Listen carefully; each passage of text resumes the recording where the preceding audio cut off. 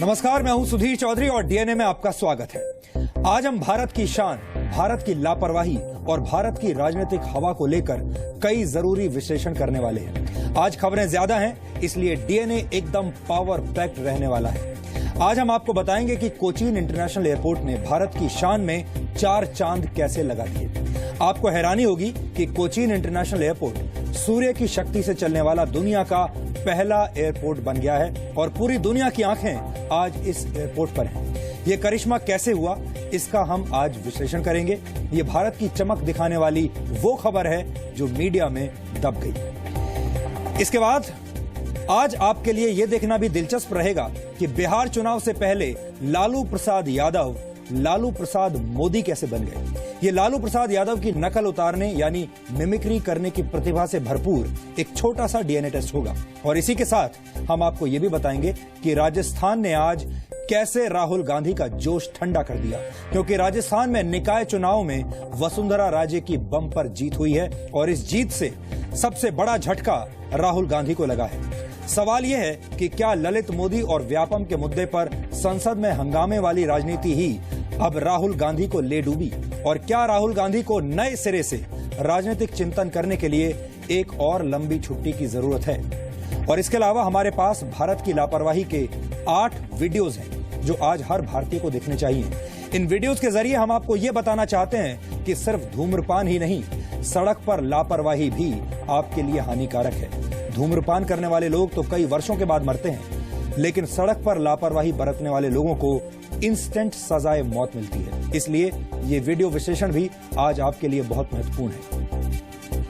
लेकिन आज का डीएनए टेस्ट शुरू करने से पहले देखते हैं आज की तमाम बड़ी खबरें नॉनस्टॉप न्यूज में।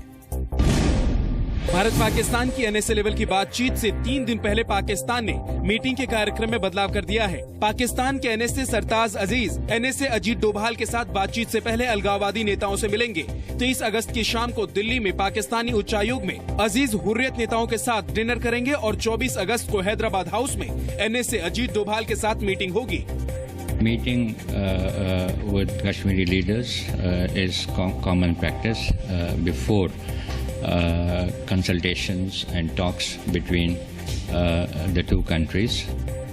भारत ने साफ कर दिया है कि पाकिस्तान से द्विपक्षीय बातचीत में भारत हुर्रियत जैसे किसी तीसरे पक्ष को स्वीकार नहीं करेगा और बातचीत सिर्फ उफा समझौते के मुताबिक ही होगी।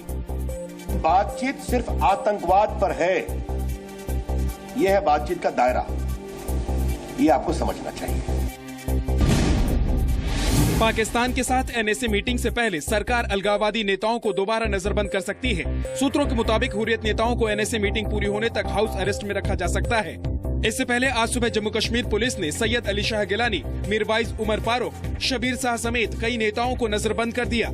यासीन मलिक को हिरासत में लिया और आसिया अंद्राबी के घर छापे मारे। हालांकि 2 घंटे बाद ही सैयद अली शाह गिलानी के अलावा सभी अलगाववादी नेताओं को रिहा कर दिया गया। जब आप मुज़ाकराती अमल की बात करते हैं तो मुज़ाकराती अमल बहुत हुए कश्मीर में, लेकिन कोई नतीजा अभी तक नहीं निकला। उस वजह से कश्मीरी लोगों को मुज़ाकराती अमल पे एतबारियत पे ही शक होने लगे, सवालात उठने लगे। इसलिए मुज़ाकराती अमल के लिए ज़रूरी है कि पहले लीडरशिप के अंदर एक विल हो कि हमें मसाइल हल करने हैं। कांग्रेस ने पाकिस्तान पर मोदी सरकार की पॉलिसी पर सवाल उठाए हैं। मोदी सरकार की पाकिस्तान को लेकर नीति एक पेंडुलम से दूसरे पेंडुलम के एक्सट्रीम पर हर रोज घूमती है। ये कानून अपना काम कर रहा है और देश में रहकर देश के खिलाफ साजिश करने की इजाजत किसी को नहीं दी जाएगी। जम्मू कश्मीर के पूर्व सीएम उमर अब्दुल्ला ने कहा कि भारत और पाकिस्तान दोनों बातचीत रद्द करने का बहाना तलाश रहे हैं। पाकिस्तान ने एक बार फिर कश्मीर का मुद्दा उठाते हुए कॉमनवेल्थ पार्लियामेंट्री कॉन्फ्रेंस रद्द कर दी है। ये कॉन्फ्रेंस 30 सितंबर से इस्लामाबाद में होने वाली थी। पाकिस्तान ने कॉन्फ्रेंस के जम्मू कश्मीर विधानसभा के स्पीकर को न्योता नहीं भेजा था, जिसका भारत ने कड़ा विरोध किया था, जिसके बाद पाकिस्तान ने आज कॉन्फ्रेंस ही रद्द कर दी। In the absence of India, in fact, the Commonwealth meet becomes meaningless because India is an important country in the Commonwealth. Pakistan की नेशनल असेंबली के स्पीकर अयाज सादिक के मुताबिक पाकिस्तान के लिए ये कॉन्फ्रेंस कश्मीर का मुद्दा उठाने का अवसर था। जब ये स्पष्ट है कि हमने कश्मीर के मुद्दे पर लड़ाइयाँ लड़ी हैं, संयुक्त राष्ट्र में प्रस्ताव पेश किया है, ऐसे में हम कश्मीर पर अब अपना रुख कैसे बदल सकते हैं?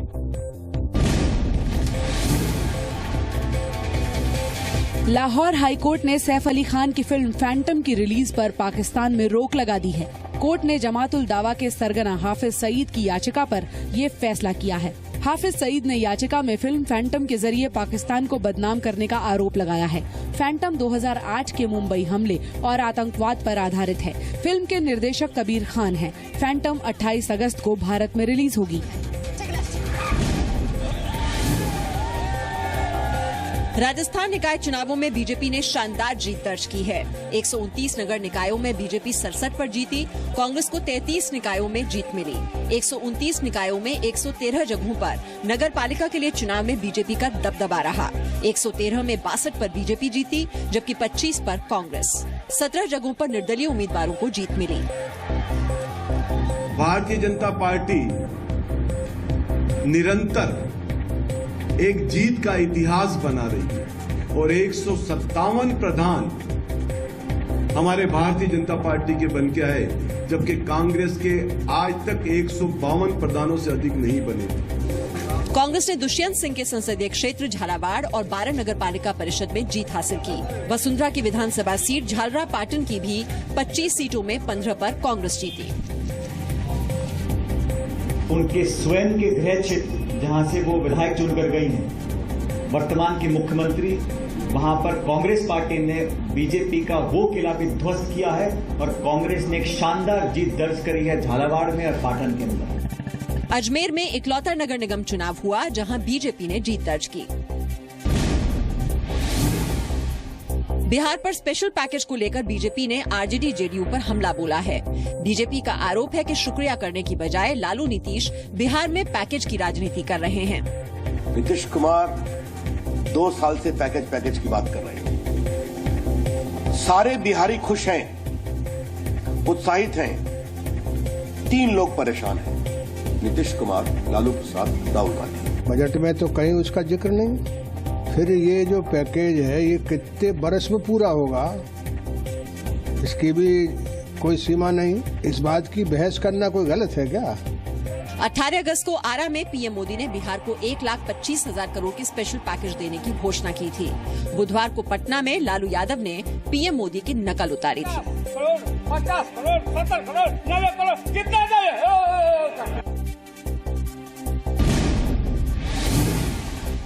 राहुल गांधी के सूट बूट वाले बयान पर बीजेपी ने विवादित बयान दिया है। 3650 दिन आपकी सरकार रही है, आपने क्या डिलीवरी दी?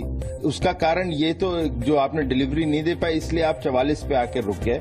अब समस्या ये है कि जो पजामा पार्टी है उसका राहुल गांधी नाड़ा बन सकते हैं जिससे वो पजामा पार्टी को होल्ड कर सकें। राहुल गांधी ने 18 अगस्त को अमेठी में कहा था कि देश को सूट बूट की सरकार चाहिए या फिर कुर्ते पायजामे की सरकार। सूट बूट की सरकार चल रही है, मगर यहाँ पे कोई सूट बूट पहना दिख नहीं रहा है। इलाहाबाद हाईकोर्ट ने जिस शिक्षा की याचिका पर यूपी के सरकारी अधिकारियों और नेताओं के बच्चों को सरकारी स्कूलों में पढ़ने का ऐतिहासिक फैसला दिया था, उस शिक्षक शिव कुमार पाठक को राज्य सरकार ने ड्यूटी से गैर हाजिर रहने के आरोप में बर्खास्त कर दिया है। प्रशिक्षुक शिक्षक को एक दिन भी गैर हाजिर रहने का कोई अधिकार नहीं है, न इसमें कोई छुट्टी का प्राविधान है, न कोई ट्रेनिंग है। ये पूरी ट्रेनिंग में रहना है। जबकि शिव कुमार अपनी बर्खास्तगी को सीधे सीधे बदले की कार्रवाई बता रहे हैं। अनुमति और सूचना के बिना मैं कभी नहीं गया हूँ। इन्होंने या तो लिखित अनुमति दी है और मैंने इनको सूचना दी है। बीजेपी, कांग्रेस समेत सभी राजनीतिक दलों ने बर्खास्तगी पर सवाल उठाए हैं। प्रशासनिक कार्रवाई तब क्यों जब शिक्षा को लेकर उसी की पीआईएल पर एक फैसला हुआ है। उसको सस्पेंशन तो ही हुआ कि न्याय के लिए भटक रहा था, उस पर फिर अन्याय पे अन्याय हो रहा है, ये गलत है।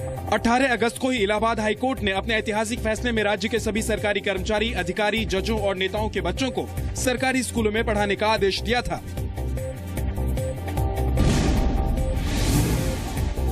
प्रधानमंत्री नरेंद्र मोदी के विरोधी माने जाने वाले AIMIM चीफ असदुद्दीन ओवैसी भी मोदी सरकार की गिव इट अप मुहिम से जुड़ गए हैं। हैदराबाद से सांसद ओवैसी ने अपनी एलपीजी सब्सिडी छोड़ दी है। सब्सिडी छोड़ने पर स्थानीय एलपीजी डीलर ने ओवैसी की तारीफ करते हुए उन्हें प्रमाण पत्र दिया है। इस प्रमाण पत्र को ओवैसी ने सोशल नेटवर्किंग साइट ट्विटर पर शेयर भी किया है। हमारे देश में हर दिन कुछ न कुछ नया और अच्छा होता है, लेकिन हमारे देश का मीडिया अक्सर ऐसी सकारात्मक खबरों को दिखाने में चूक जाता है। लेकिन जी न्यूज देश के लिए जरूरी खबरों को हमेशा से प्राथमिकता देता आया है और अब हम आपको एक ऐसी ही खबर दिखाते हैं जिसकी चर्चा पूरी दुनिया में हो रही है और दुनिया भर में इस खबर की वजह से लोग भारत की तारीफ कर रहे हैं। लेकिन ज्यादातर न्यूज चैनल्स ने इस खबर को दिखाना जरूरी नहीं समझा। आपको जानकर बेहद खुशी होगी कि केरल का कोचीन इंटरनेशनल एयरपोर्ट दुनिया का पहला और इकलौता ऐसा एयरपोर्ट बन गया है जो पूरी तरह सोलर पावर से चलता है। 18 अगस्त को कोचीन इंटरनेशनल एयरपोर्ट में लगे सोलर पावर प्लांट ने काम करना शुरू कर दिया था। गौर करने लायक बात यह भी है कि कोचीन एयरपोर्ट पर लगा सोलर पावर प्लांट एयरपोर्ट की आवश्यकता से ज्यादा बिजली पैदा कर रहा है। अब सवाल यह है कि कोचीन एयरपोर्ट ने ये कामयाबी कैसे हासिल की और इससे देश को क्या फायदा होगा। इन सवालों के जवाब जानने के लिए आपको हमारा ये डीएनए टेस्ट जरूर देखना चाहिए। ये एक ऐसी खबर है जिसे देखकर आपको अपने देश पर गर्व होगा। हमारे देश को ऐसी पॉजिटिव खबरों की आदत नहीं है, लेकिन हमें लगता है कि जी न्यूज के जरिए आपको ये अच्छी आदत डाल लेनी चाहिए।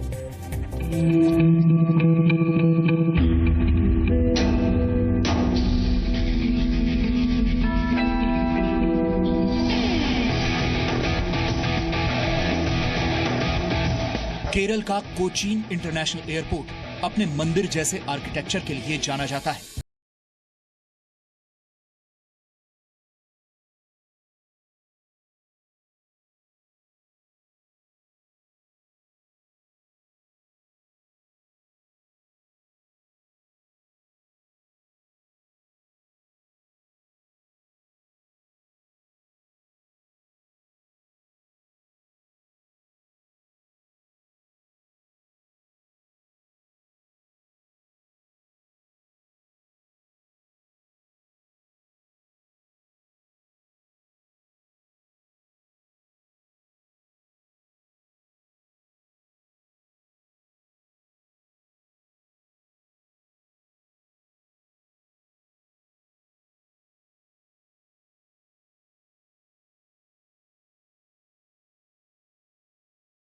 सौर ऊर्जा से चलने वाला दुनिया का पहला एयरपोर्ट बन गया है। ये बहुत बड़ी बात है। केरल के मुख्यमंत्री ओमान चांडी ने एयरपोर्ट पर 12 मेगावाट क्षमता वाले सोलर पावर प्लांट का उद्घाटन किया तो इस बात की खुशी साफ झलक रही थी। നെടുമ്പാശ്ശേരി എയർപോർട്ടിന്റെ സിയാലിന്റെ ചരിത്രത്തിലെ ഒരു സുവർണ്ണ അധ്യായം കൂടി എഴുതി ചേർക്കുകയാണ്। कोचीन एयरपोर्ट पर मार्च 2013 में पहला 100 किलोवाट का सोलर पावर प्लांट लगाया गया था। योजना सफल होने पर पूरे एयरपोर्ट को चलाने के लिए सोलर एनर्जी के इस्तेमाल का फैसला किया गया। इसके लिए 12 मेगावाट के सोलर पावर प्लांट को तैयार करने में 6 महीने लगे, जिस पर करीब 62 करोड़ रुपए का खर्च आया। एयरपोर्ट के 45 एकड़ कार्गो एरिया में लगे सोलर प्लांट में कुल 46,150 सोलर पैनल हैं। इससे एयरपोर्ट को रोजाना 50 से 60 हजार यूनिट बिजली मिलेगी, जबकि एयरपोर्ट को एक दिन में लगभग 50,000 यूनिट बिजली की जरूरत होती है। यानी कोचीन एयरपोर्ट अपनी जरूरत से भी ज्यादा सोलर पावर पैदा कर रहा है। പവർ സോളാറിൽ നിന്ന് പ്രൊഡ്യൂസ് ചെയ്ത് ഉപയോഗിക്കുന്ന ഒരു വിമാനത്താവളം എന്ന് ഞങ്ങൾ പറയാനായിട്ടുള്ള കാരണം ഇതുകൊണ്ടാണ് 52,000 പ്രൊഡ്യൂസ് ചെയ്യുന്ന സ്ഥാനത്ത് 49,000 യൂണിറ്റ് മാത്രമേ ഞങ്ങൾ ഉപയോഗിക്കുന്നുള്ളൂ। മിച്ചം KSEBിയിലേക്ക് നമ്മൾ കൊടുക്കുകയായിരിക്കും। अगर आप ये सोच रहे हैं कि कोचीन ने सोलर पावर का इस्तेमाल करके ऐसा कौन सा बड़ा कमाल कर दिया, तो आपकी जानकारी के लिए बता दें कि सोलर पावर का इस्तेमाल करके कोचीन एयरपोर्ट पर्यावरण में 3 lakh metric ton carbon dioxide के उत्सर्जन को कम कर देगा, जो करीब 30 लाख पेड़ लगाने के बराबर है। सरल भाषा में समझाएं तो अगले 25 वर्ष में कोयला आधारित पावर प्लांट से एयरपोर्ट के लिए बिजली बनाने के दौरान 3 lakh metric ton carbon dioxide का उत्सर्जन होता, जो अब नहीं होगा क्योंकि कोचीन एयरपोर्ट को अब पूरी तरह से सोलर एनर्जी से ही पावर मिलेगी। सबसे पहली बात तो ये क्लीन एनर्जी है जिसमें CO2 एमिशन जो है वो बहुत ही कम होगा और ये इतना कम होगा कि लगभग ये 25 से 30 लाख पेड़ लगाने के बराबर है। ऐसी एनर्जी है सोलर एनर्जी जो एक सबसे पहली बात तो हर जगह अवेलेबल है, ठीक है। और अगर हम खाली सिर्फ बरसात का टाइम छोड़ दें तो मुझे लगता है कि इजीली अवेलेबल है एक ऐसा रिसोर्स एनर्जी का जो है जिसको हम पूरी तरह यूज नहीं कर पा रहे हैं। तो अगर उसको यूज करते हैं तो उससे बेहतर एग्जाम्पल तो मुझे लगता नहीं है कुछ होगा। कोचीन इंटरनेशनल एयरपोर्ट ने सूरज की रोशनी को अपनी शक्ति बनाकर पूरी दुनिया के लिए उदाहरण पेश किया है। हमें लगता है कि कोचीन एयरपोर्ट की इस कामयाबी पर सिर्फ खुशी जताने के बजाय देश के दूसरे एयरपोर्ट्स को भी सोलर एनर्जी से लेस करने का काम शुरू कर देना चाहिए। खुद को सोलर पावर से चलने वाला एयरपोर्ट बनाकर कोचीन इंटरनेशनल एयरपोर्ट ने भविष्य में कदम रख दिया है, क्योंकि आने वाला वक्त सोलर पावर का ही है। अगर आपको हमारी इस बात पर कोई शक है तो आपको सौर ऊर्जा की शक्ति से जुड़े कुछ चौंकाने वाले आंकड़े हम दिखाते हैं। एक वर्ष में धरती सूर्य से जितनी ऊर्जा ग्रहण करती है वो वर्ष 2011 में जापान में आए भूकंप जैसे 27 लाख भूकंपों से निकली ऊर्जा के बराबर होती है। दुनिया को एक वर्ष में जितनी बिजली की जरूरत होती है सौर ऊर्जा के जरिए उससे 8000 गुना ज्यादा बिजली एक वर्ष में पैदा की जा सकती है। अगर धरती पर मौजूद पानी के तापमान को 1 डिग्री सेल्सियस बढ़ाना हो तो धरती को सूर्य से मिलने वाली सिर्फ 40% ऊर्जा की जरूरत पड़ेगी। अब आपको समझ में आ रहा होगा कि सौर ऊर्जा में कितनी ताकत होती है। सोलर पावर ऊर्जा का कभी ना खत्म होने वाला और प्रदूषण रहित स्रोत है। पूरी दुनिया इस बात को जानती भी है और मानती भी है। पिछले कुछ वक्त के दौरान पूरी दुनिया में सौर ऊर्जा के प्रति जागरूकता बढ़ी है। इस समय चीन सौर ऊर्जा का इस्तेमाल करने के मामले में दुनिया का नंबर 1 देश है।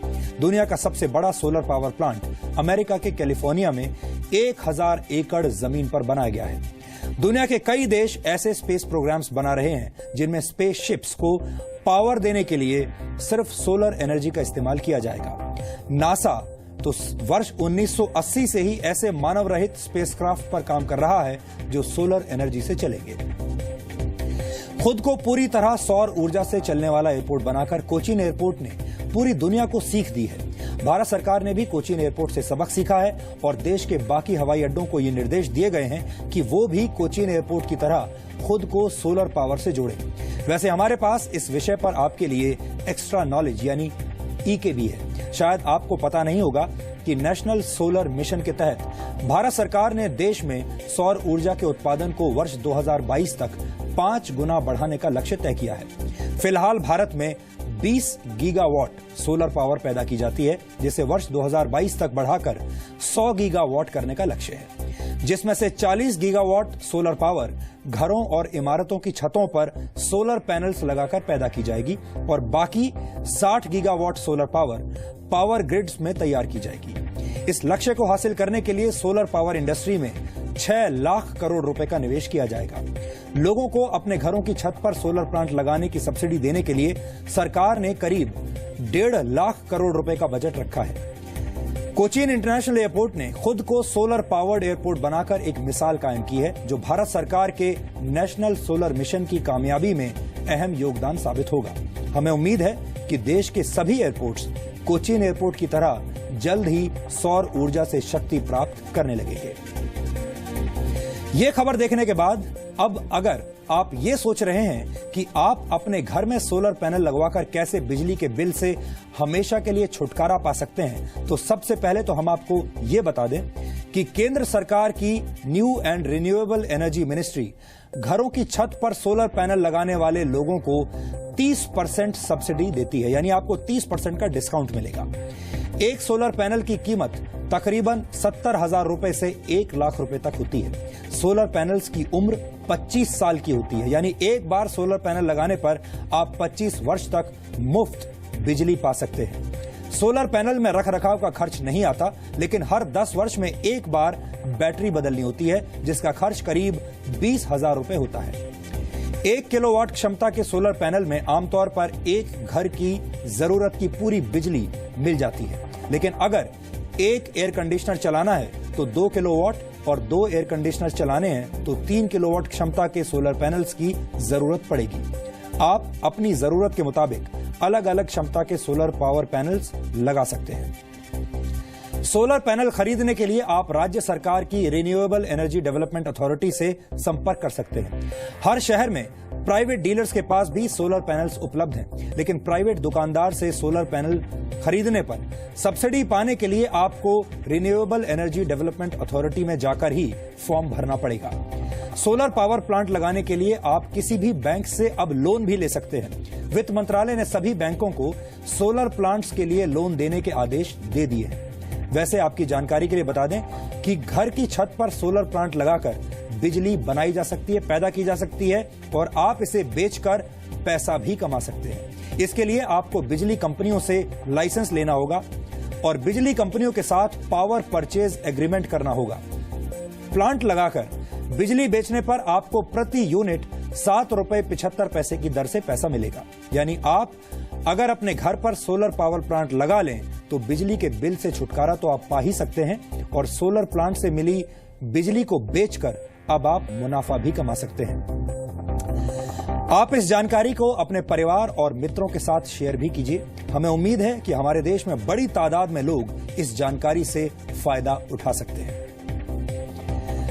और राजनीति में दिलचस्पी रखने वाले हमारे दर्शकों के लिए आज हमारे पास 2 बड़ी खबरें हैं। एक खबर लालू प्रसाद यादव की है, जिनका एक वीडियो आज बहुत चर्चा में है, और दूसरी खबर राजस्थान के निकाय चुनाव के नतीजों की है, जहां कांग्रेस पूरा जोर लगाकर भी वसुंधरा राजे और बीजेपी की बड़ी जीत को रोक नहीं सकी।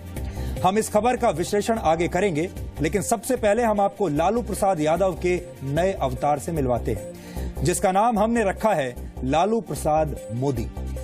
अब हम आपको दिखाते हैं कि कैसे लालू प्रसाद यादव लालू प्रसाद मोदी बन गए। आके यहाँ बोलते पैकेज दिया, पैकेज दिया। क्या बोले थे भाइयों बहनों,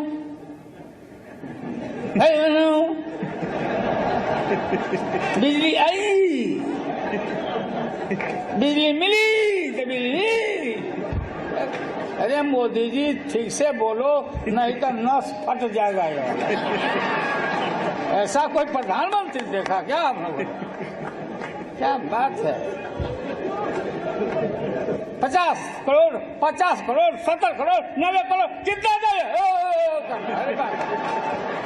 अब विद्यार्थी परिषद का लड़का आगे बैठ के मोदी मोदी मोदी, हम लोग नहीं समझते हैं। गजबाल है भाई। लालू प्रसाद यादव देश के उन कुछ नेताओं में से हैं जो अपनी बातों से लोगों को हंसाते भी हैं और अपने राजनीतिक विरोधियों पर तीखे व्यंग भी करते हैं। लालू प्रसाद यादव मिमिक्री की कला में कॉमेडियंस की एक पूरी पीढ़ी की प्रेरणा रहे हैं, लेकिन बुधवार को तो लालू प्रसाद यादव एक चुनावी रैली में मास्टर मिमिक्री आर्टिस्ट बन गए। उन्होंने प्रधानमंत्री नरेंद्र मोदी की ऐसी नकल उतारी कि हमें उन्हें लालू प्रसाद मोदी कहना पड़ रहा है। मंगलवार को बिहार के आरा में प्रधानमंत्री नरेंद्र मोदी ने बिहार के लिए 1.25 लाख करोड़ रुपए के पैकेज का ऐलान किया था। माफ कीजिए, 125 करोड़ रुपए के पैकेज का ऐलान किया था। और नरेंद्र मोदी ने जिस अंदाज और भाव भंगिमाओं में इस विशेष पैकेज का ऐलान किया, लालू यादव ने कल एक चुनावी रैली में उसी की नकल की।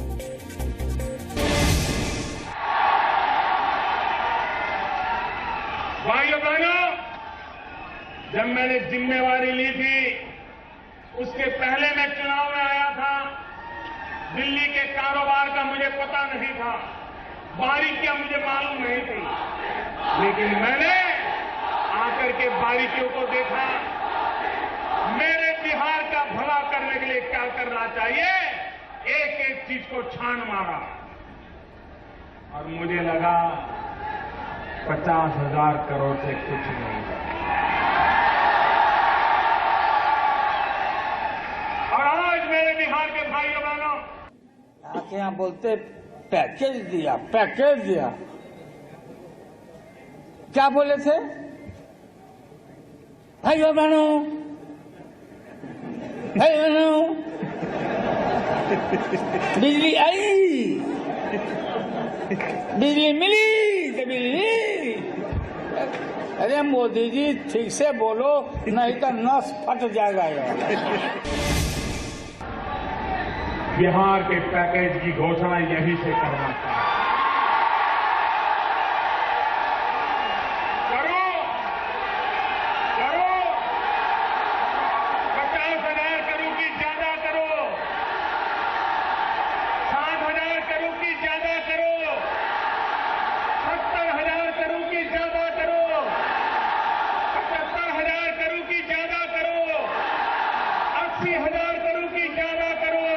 ऐसा कोई प्रधानमंत्री देखा क्या आप लोगों ने? क्या बात है। 50 करोड़ 70 करोड़ 90 करोड़ कितना चाहिए? अब विद्यार्थी परिषद का लड़का आगे बैठ के मोदी मोदी मोदी, हम लोग नहीं समझते हैं। गजब हाल है भाई, ऐसा कोई प्रधानमंत्री देखा क्या आप लोगों ने? क्या बात है। 50 करोड़ 70 करोड़ 90 करोड़ कितना चाहिए? अब विद्यार्थी परिषद का लड़का आगे बैठ के मोदी मोदी मोदी, हम लोग नहीं समझते हैं। प्रधानमंत्री नरेंद्र मोदी ने चुनाव से ठीक पहले बिहार के लिए 1.25 लाख करोड़ रुपए के विशेष पैकेज का ऐलान करके नीतीश कुमार और लालू प्रसाद यादव की जोड़ी को परेशान कर दिया है। नरेंद्र मोदी के इस राजनीतिक स्ट्रोक से नीतीश और लालू की राजनीति बैकफुट पर चली गई। इसलिए नीतीश और लालू को विशेष पैकेज का ऐलान पसंद नहीं आया। वैसे ये आने वाले दिनों में एक रिसर्च का विषय होगा कि बिहार के लिए घोषित विशेष पैकेज में वोट खींचने की कितनी क्षमता है, कितनी ताकत है। और अब आज की दूसरी बड़ी राजनीतिक खबर। पूरा जोर लगाने के बावजूद कांग्रेस राजस्थान के निकाय चुनाव में बीजेपी को जीतने से रोक नहीं सकी। ये राजनीति के लिए बेहद महत्वपूर्ण खबर इसलिए है क्योंकि पिछले 2 महीने से कांग्रेस और राहुल गांधी लगातार ललित मोदी के मामले में राजस्थान की मुख्यमंत्री वसुंधरा राजे के बहाने प्रधानमंत्री नरेंद्र मोदी पर लगातार राजनीतिक तीर छोड़ रहे थे, हमला कर रहे थे। हालांकि कांग्रेस की छोटी सी जीत इस बात में जरूर है कि वसुंधरा राजे और उनके बेटे दुष्यंत सिंह के क्षेत्रों में बीजेपी हार गई। 17 अगस्त को राजस्थान के 129 नगर निकायों में हुए चुनाव के नतीजे आज आ गए हैं। 113 नगर पालिकाओं में से बीजेपी को 62 नगर पालिकाओं में बहुमत मिला है, जबकि कांग्रेस सिर्फ 25 नगर पालिकाओं में आगे रही और 17 नगर पालिकाओं में निर्दलीय आगे रहे हैं। 15 नगर परिषद में से बीजेपी को 4 पर जीत मिली, कांग्रेस को 8 पर और अन्य को 1 पर जीत मिली है। नगर निगम के लिए सिर्फ अजमेर में चुनाव हुए थे, जहां बीजेपी ने जीत दर्ज की है। निकाय चुनाव के कुल 3,351 वार्ड्स में से बीजेपी को 1,443 वार्ड्स में जीत मिली, कांग्रेस को 1,164 वार्ड्स में जीत मिली, जबकि 744 वार्ड्स निर्दलीय और अन्य पार्टियों के खाते में गए हैं। बीजेपी की इस जीत के बीच वसुंधरा राजे के लिए निजी तौर पर एक बड़ा झटका जरूर लगा है। वसुंधरा राजे के निर्वाचन क्षेत्र झालरपाटन और उनके बेटे दुष्यंत सिंह के संसदीय क्षेत्र झालावाड़ बारन में 2 नगर निकायों में कांग्रेस को जीत मिली है, यानी यहां बीजेपी हार गई और कांग्रेस जीत गई। लेकिन कुल मिलाकर यही कहा जाएगा कि कांग्रेस की हमले वाली राजनीति के बावजूद निकाय चुनाव में बीजेपी पर कोई बुरा असर नहीं पड़ा। निकाय चुनाव में जीत कितनी महत्वपूर्ण है, इसका अंदाजा इसी बात से लगाया जा सकता है कि नतीजे आने के बाद खुद प्रधानमंत्री नरेंद्र मोदी ट्वीट करके उन्होंने जीत की बधाई दी और नरेंद्र मोदी ने लिखा कि big thank you to people of Rajasthan, congrats to Rajasthan BJP workers and leaders on the commendable performance in the civic polls. ये प्रधानमंत्री नरेंद्र मोदी का ट्वीट है, जो बधाई संदेश उन्होंने अपने कार्यकर्ताओं और नेताओं को दिया है। राजस्थान के निकाय चुनाव मुख्यमंत्री वसुंधरा राजे के लिए एक बड़ा राजनीतिक टेस्ट था, जिसमें उन्हें जनता ने बम्पर तरीके से पास कर दिया। हालांकि वसुंधरा को वो कारण जरूर खोजने होंगे जिनकी वजह से वसुंधरा और उनके बेटे के गढ़ में कांग्रेस जीत कैसे गई। लेकिन एक बात तो तय है कि ललित मोदी के मुद्दे पर जिस तरह से वसुंधरा राजे पर कांग्रेस और राहुल गांधी ने निशाना साधा, जिस तरीके से हमला किया, उसे जनता ने नकार दिया है। राहुल गांधी की इस रणनीति को जनता का समर्थन नहीं मिला। और ठीक इसी तरह आपको याद होगा, मध्य प्रदेश में व्यापम के बावजूद, इतने बड़े घोटाले के बावजूद बीजेपी ने निकाय चुनाव में कुछ दिन पहले ही कांग्रेस का सफाया कर दिया था। 10 नगर निकायों में से बीजेपी ने 8 जगहों पर जीत हासिल की थी और यही नहीं, मध्य प्रदेश की सभी 16 नगर पालिकाओं में बीजेपी के मेयर हो गए। ये नतीजे बताते हैं कि ललित मोदी और व्यापम को लेकर राहुल गांधी का दांव उल्टा पड़ गया है और अब उन्हें राजनीतिक चिंतन के लिए नए सिरे से अपनी छुट्टियां प्लान करनी पड़ेगी।